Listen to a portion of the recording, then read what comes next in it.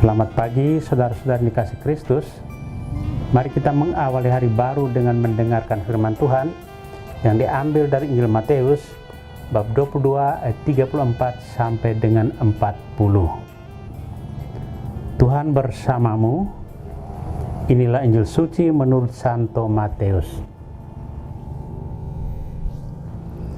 Ketika orang-orang Farisi mendengar bahwa Yesus telah membungkam orang-orang Saduki, berkumpullah mereka. Seorang dari antaranya, seorang ahli Taurat, bertanya kepada Yesus untuk mencobai Dia. Guru, hukum manakah yang terbesar dalam hukum Taurat? Yesus menjawab, kasihlah Tuhan Allahmu dengan segenap hatimu, dengan segenap jiwamu, dan dengan segenap akal budimu. Itulah hukum yang utama dan pertama. Dan hukum yang kedua yang sama dengan itu ialah, kasihilah sesama manusia seperti dirimu sendiri. Pada kedua hukum inilah tergantung seluruh hukum Taurat dan kitab para nabi. Demikianlah sabda Tuhan. Saudara-saudari yang terkasih, tema yang kita renungkan hari ini hukum kasih. Mencintai Allah dan mencintai sesama merupakan hukum yang tak terpisahkan. Keduanya saling berkaitan. Artinya, jika seseorang gagal mencintai Allah, berarti otomatis ia pasti gagal mencintai sesamanya. Demikian juga sebaliknya. Mustahil seorang berkata bahwa ia mencintai Allah, tetapi dalam kenyataannya ia membenci sesama yang kelihatan. Ini adalah kebohongan. Demikian seseorang mencintai sesama manusia, tetapi tidak mencintai Allah sebagai pencipta dan tujuan hidup manusia, maka orang itu tidak akan mengalami kebahagiaan yang sesungguhnya. Ia akan mengalami keterasingan dalam dirinya dan tidak akan mampu mencintai Allah serta sesama secara wajar. Kasih pertama adalah kepada Allah. Allah adalah tujuan hidup kita, maka kasih kepadanya itulah jalan yang harus kita tempuh. Kasih merupakan rahasia terdalam ajaran sosial manusiawi dan dasar serta sumber moral ilahi. Ke-10 perintah Allah sebenarnya merupakan kasih yang satu, tetapi dihayati di 10 bidang kehidupan kita. Semua kebajikan yang benar berasal dari kasih. Hidup keagamaan kita, terutama yang terungkap dalam liturgi, adalah meluhurkan Allah yang dalam diri putranya merendahkan diri, datang kepada manusia, bahkan sampai memberikan dirinya sebagai kurban kepada umat yang dikasihnya sebagai penerimaan komuni.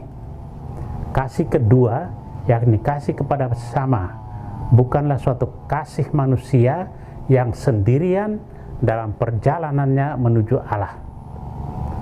Hidup segenap umat manusia adalah suatu perjalanan bersama menuju kepadanya.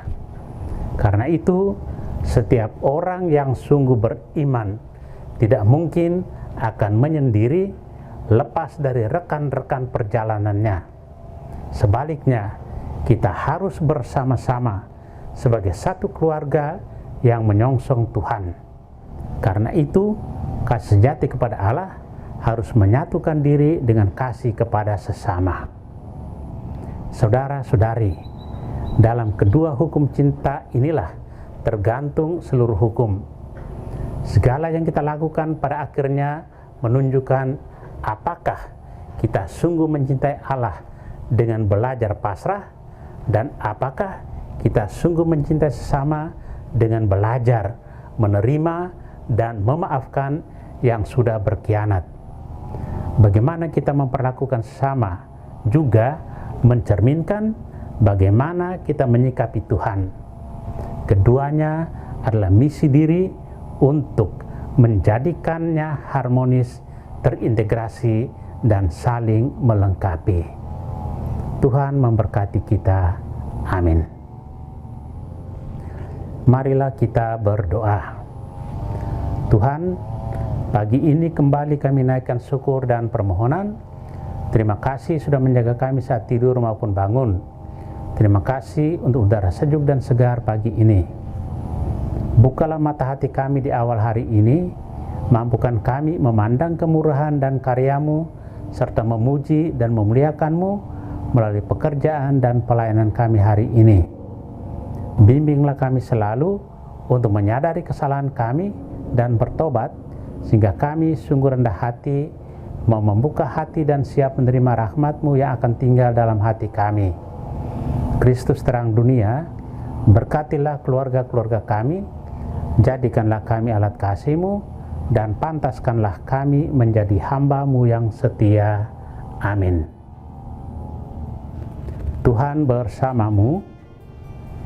Semoga kita sekalian, orang-orang yang terkasih dan doakan, seluruh aktivitas kita hari ini dilindungi, dibimbing, dan diberkati oleh Allah yang Maha Kuasa, Bapa dan Putra dan Roh Kudus.